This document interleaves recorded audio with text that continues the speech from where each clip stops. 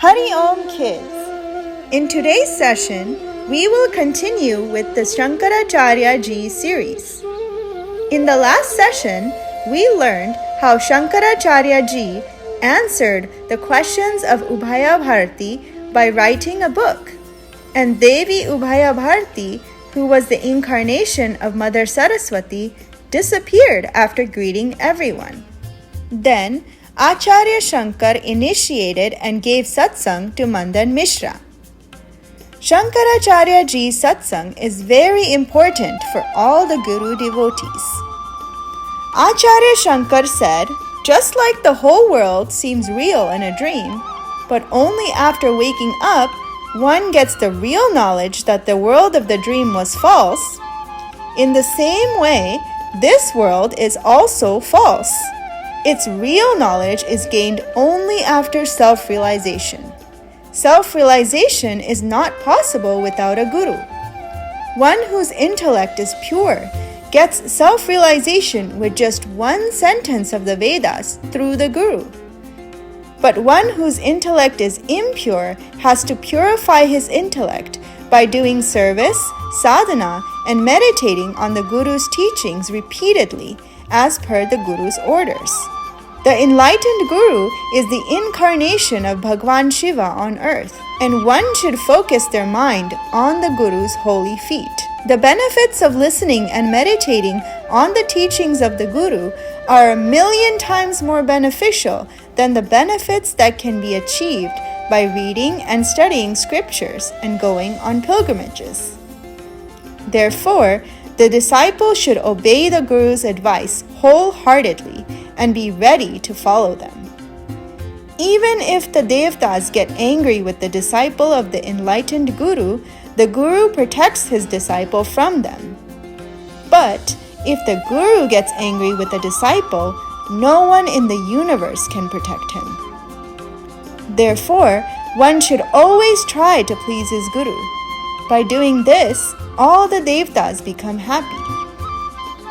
The advice given by Acharya Shankar to Mandan Mishra is worth following for all the disciples, including us. Let us start today's Bhasanskar Kendra by remembering Pujya Gurudev. Now all children will hum Omkar.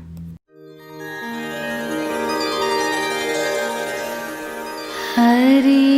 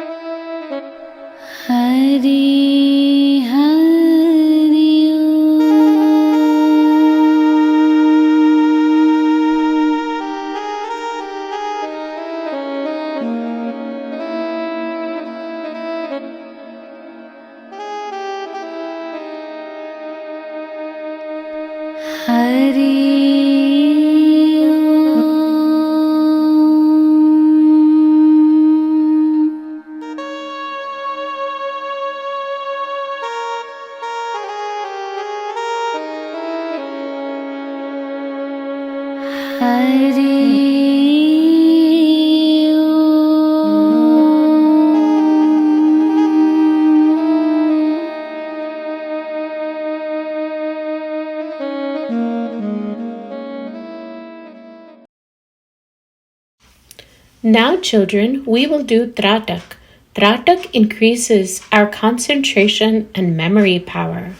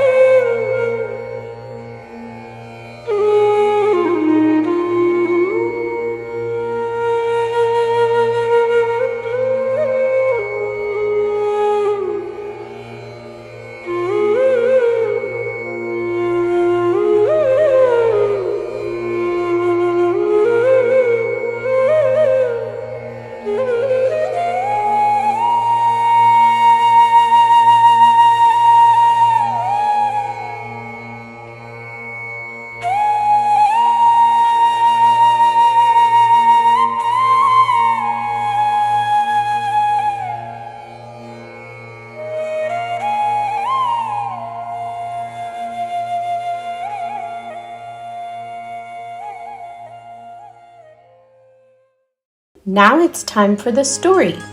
Acharya Shankar and tantric practices. While traveling with all his disciples, Acharya Shankar reached a town. That town had a majority of Brahmins who used to live a life of restraint, performing daily sandhya vandan and other Brahminical practices.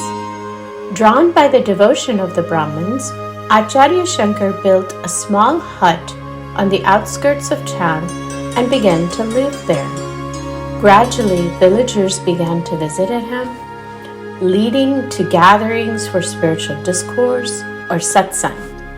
Acharya Shankar used to keep a small portion of the offerings he received, like dakshina, and the remaining were distributed amongst the needy.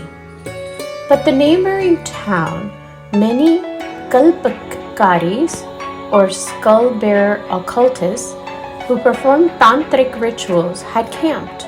They thought to increase the number of kalpaks, people from nearby towns should be initiated as kalpiks through tantric rituals, allowing our practices to expand further. Ha ha ha ha ha! So they used to roam around the nearby towns in the guise of a common man or a sage, staying there for several days, and after luring people, they used to perform tantric rituals on them to convert them. One day, a tantric dressed as a sage reached the house of a poor Brahmin couple in the same town.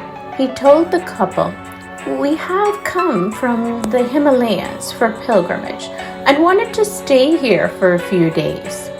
The innocent couple entrusted him and invited him into their home. They treated him with great respect and hospitality.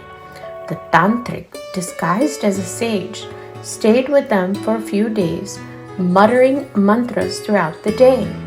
After a few days, he suddenly got up at night, lit a fire, put a bone garland around his neck, and started dancing loudly with human skeleton in his hands. "Hey, Maharaj, what's this? What kind of rituals are you doing?" The kalpik said, "All these rituals are for the well-being of your house. Drink this charanamrit."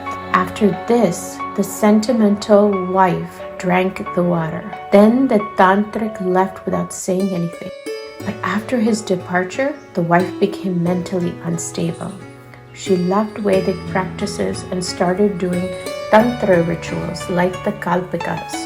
She neither talks properly nor does do any household chores. The Brahmin was very sad about her condition. "Oh Bhagwan, protect me. Now please guide me on how to manage my household work." Thinking this way, he exited the city. Suddenly he noticed Acharya Shankar's hut and he thought, "He seems to be a Mahatma, a great sage. This Mahatma could solve my problem." The Brahmin approached the hut. He bowed before Acharya Shankar. While in tears, he narrated the incident to him and he requested, "Oh Bhagwan, I have come to seek your refuge. Please protect us from this terrible crisis. A tantric ritual has been performed on my wife. Please be kind enough to nullify the effects so she can come back to normal." Upon hearing this, Acharya Shankar was initially surprised. However, upon recognizing the Brahmin's sincerity and devotion to the Vedic practices, Acharya Shankar blessed him and spoke, "Go, Brahmin, remember and meditate on Bhagwan. Everything will be fine." After receiving his blessings, the Brahmin left for his home. Upon arriving, he saw his wife was doing sandhya upasana and other rituals of Vedic religion.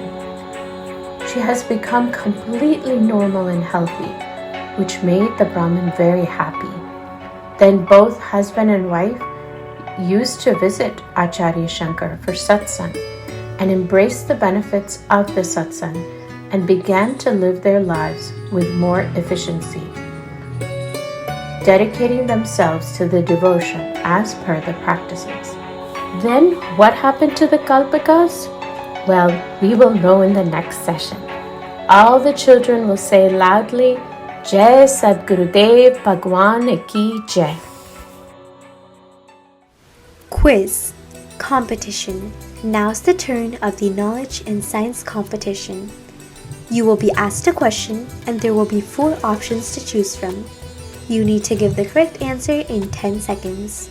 The question is, which great man's birth anniversary is celebrated on the full moon day of Kartik month? The options are A. Guru Nanak Jayanti, B. Tulsi Das Jayanti, C. Buddha Jayanti, D.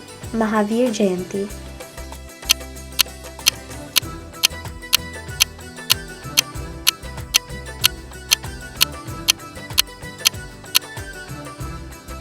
The correct answer to the question will be revealed to you at the end of the session.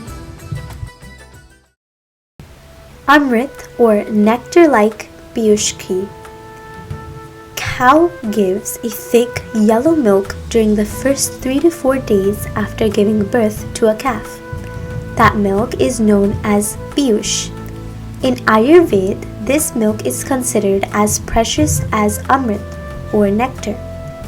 The Piyush Ghee is made from this milk, specifically from Gir cows in the Shiopur Goshala, which graze on medicinal herbs in the forests. This ghee is enriched with powerful golden alkalis. Piyush Ghee is a nourishing and strengthening substance for the body, providing satisfaction and comfort. It nourishes the heart and the brain. Consuming it makes the body radiant and full of vitality. According to modern medical science, Piyush is an excellent source of antibodies and nutrition, which boosts immunity and gives the strength to fight viral infections. It has antibacterial and natural anti-inflammatory properties. It contains active chemical compounds like vitamins, minerals, proteins, amino acids, and antioxidants, which support the body's growth and also provide protection. Piyush Ghee also helps in reducing high blood sugar and cholesterol levels. Usage method. Mix 100 grams of Piyush Ghee with 1 kilogram of regular ghee. Take 10 grams of this ghee once or twice a day with meals. Alternatively, you can add 3 to 4 drops of Piyush Ghee to milk and drink it. It is a supreme medicine for nerve weakness. Omega-3 and protein, brain nervous system neurological disorders, stress, headaches, migraines, insomnia, and for vitamins A and D. It's now time for the glory of Indian culture. The importance of a conch shell. India's greatest scientist, Sri Jagdish Chandra Basu, proved that by blowing the conch, the harmful disease-causing bacteria are destroyed as far as the sound reaches. For this reason, the custom of blowing conches in temples in the morning and evening has been going on since ancient times. Research at the University of Berlin proved that by blowing the conch, harmful bacteria up to 2,200 cubic feet are destroyed. The germs of cholera, malaria, paranoid fever are also destroyed by the sound of the conch. Dr. Bryan of Chicago has cured 1,300 deaf people with the sound of the conch. But the sages of India had discovered it many years ago. So children, you should also keep a conch at home and learn how to blow it. Do's and don'ts. Important tips. Keep your mouth closed while breathing. Keeping your mouth open while breathing shows a weak character, and it can also harm your lungs. Sleeping on a flat, firm bed helps keep your digestion healthy. It's also best to sleep on your left side at night. When doing a massage, first apply oil to the belly button and then massage the toes and soles of your feet as well. This can help protect your eyes. Don't read while lying down, bending over, in dim light, or holding the book close to your eyes. Questionnaire. Get ready for the questionnaire. What advice did Shankaracharya give to Madan Mishra? Why did tantric sadhu want to stay in the house of a poor Brahmin? Why did the Brahmin's wife become mentally abnormal in the story? What lesson do we learn from today's story? What blessing did Acharya Shankar give to the poor Brahmin? How should one sleep at night? What should be done for eye protection? What is Piyush Ghee and what are the benefits of consuming it? Narayan, Narayan, Narayan, Narayan. With this, today's Sanskar Kendra concludes. We will meet again next week with a new knowledge-enhancing topic. Until then, Hari Om. The correct answer to the knowledge science competition question is A. Guru Nanak Jayanti.